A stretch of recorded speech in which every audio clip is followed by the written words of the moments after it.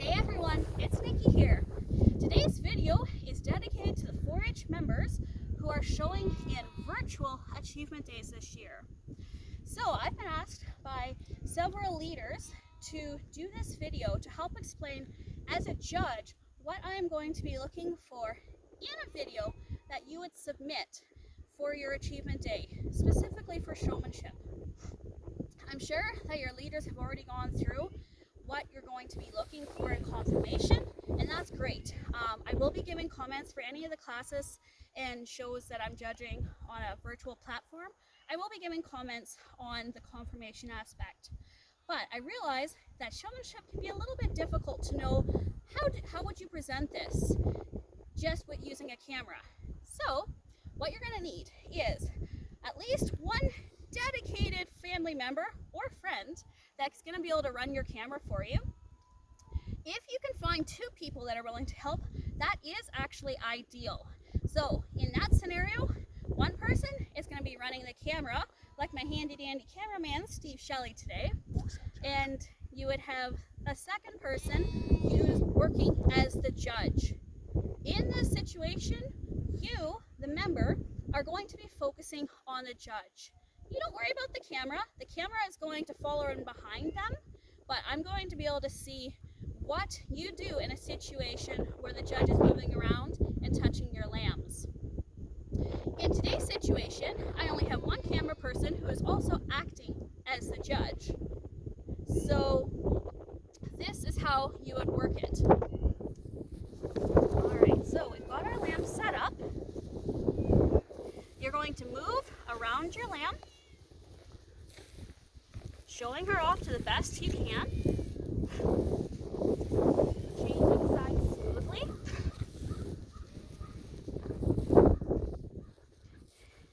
We always say that you want to have one eye on the judge and one eye on your lamb. Yep. There we go. Now, okay, Mr. Judge, you can handle my lamb. So, for those who are going to be acting as judges, you're going to feel the top line. You're going to feel from the shoulder through the ribs. You're going to check the loin. Because here we are recreating what would happen in an actual showmanship class as best that we can.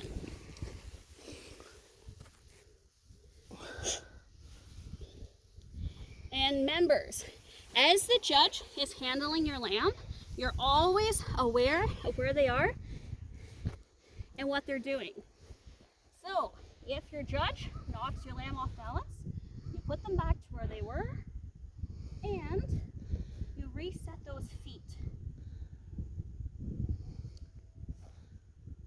Like this. Again, we always want to make sure that we've got good neck extension. Then, if you are comfortable, you can go down on one knee, like this, help keep your top line up. Then, again, as the judge is walking around,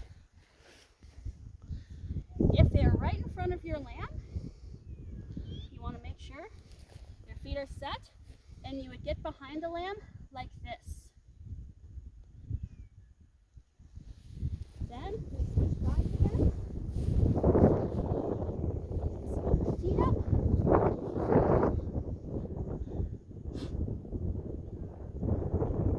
Now, this lamb I just pulled out of my weaned lamb group.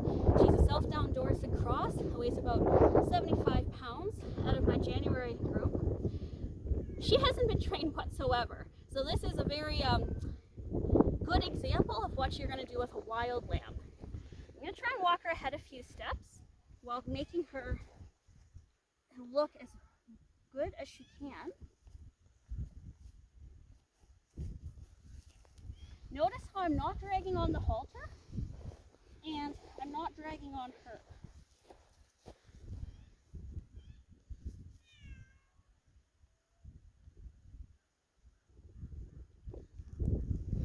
My feet are square.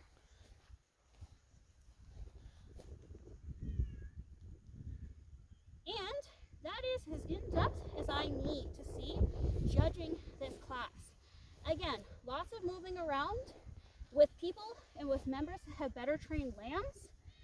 I am okay with walking around in a smaller circle just to be able to see that your lamb can walk out, all right? That you're able to stop it, set it up right away, and then when you have it set up, that you can just sit like this without your lamb moving. Again, judges, I really appreciate what you're going to be doing as my eyes and ears. We all have to work together in this to put together a virtual achievement day, and I do firmly believe that showmanship is such a key aspect.